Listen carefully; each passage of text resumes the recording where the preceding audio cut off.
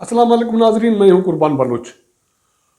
2 दिन का वक्फा रहा है, इसके लिए मैं माजरत खा हूँ। कुछ निजी मसरूफियात थी, तो अब फिर आपके सामने हाजिर हैं। सूरत हाल जो मुल्क की है, सियासत के हवाले से, कोरोना के हवाले से, और हुकूमत जो हमारी वफाकी हुकूमत है उसके ताकत के वरों के साथ जो रवैया है या कमज़ोरों के साथ जो रवैया है वो क्या रहा है पिछले 70 सालों में, अब भी क्या है, इस पे बात करेंगे।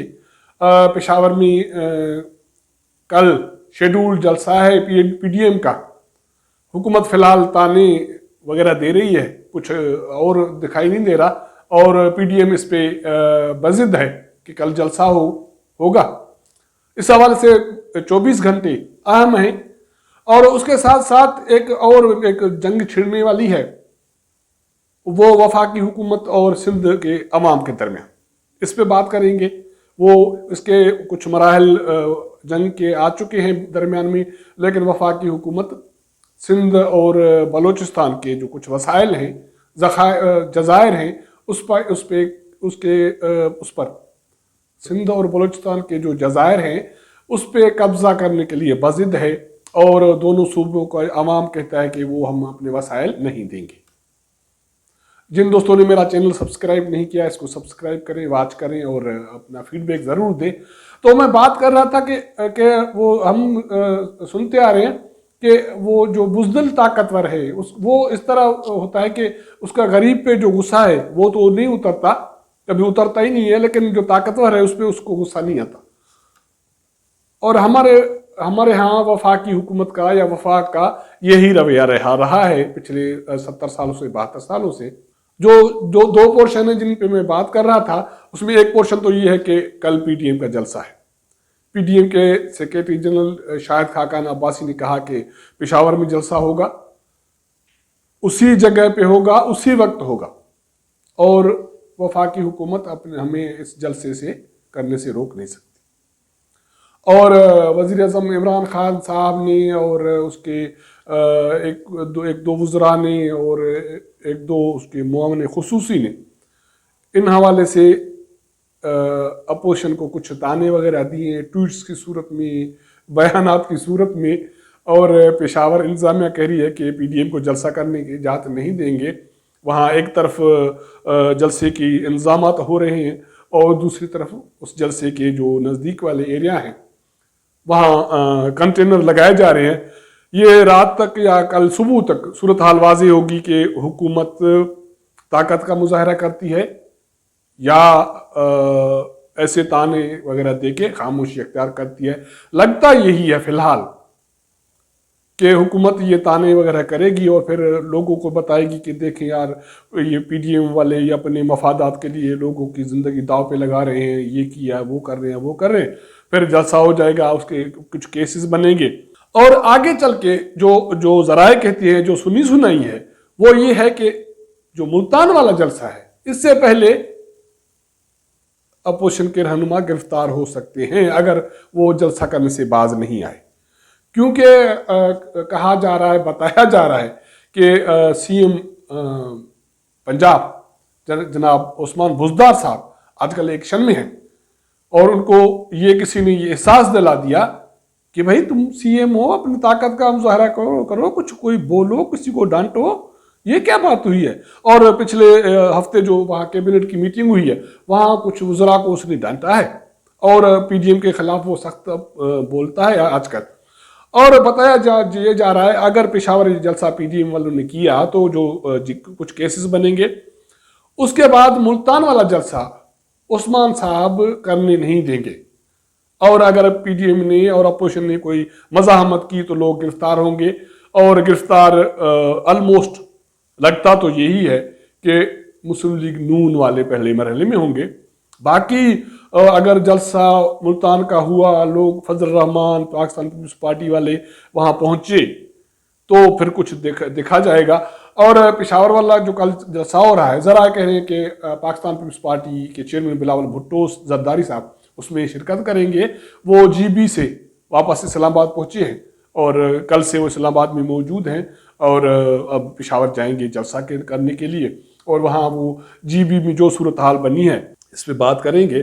تو فی الحال وزیر اعظم مراد سعید صاحب، شہزاد اکبر صاحب، وہ صرف یہ تانے دے رہے ہیں کہ اپوزیشن اپنے مفادات کے لیے لوگوں کو اس کے کورونا کے بھینٹ چڑھا رہی ہے. وزیر اعظم نے ٹویٹ کیا اور وہ کہہ رہا تھا کہ پہلے تو مجھے تانے دے رہے تھے پچھلے سال جب نے لاک ڈاؤن نہیں کیا، اور ان لوگوں نے لاک ڈاؤن کیا جو اب صوبائی حکومت میں تھے یا اپوزیشن میں ہیں وفاق میں، تو اب وہ سیاست کر رہے ہیں لوگوں کی زندگی پر. اسی طرح شہزاد اکبر نے کوئی ٹویٹ کیا ہے، مراد سعید نے ابھی تازہ ٹویٹ کیا ہے، لیکن اپوزیشن اس کو گھاس نہیں ڈال رہی ہے. تو اس حوالے سے کیونکہ جو پی ڈی ایم ہے اس میں پنجاب کے سیاسی قوت ہیں، کے پی کے ہیں، بلوچستان کے ہیں، تو ایک طاقتور ایک اتحاد ہے، تو حکومت اس پہ ہاتھ ڈالنے سے ڈر رہی ہے.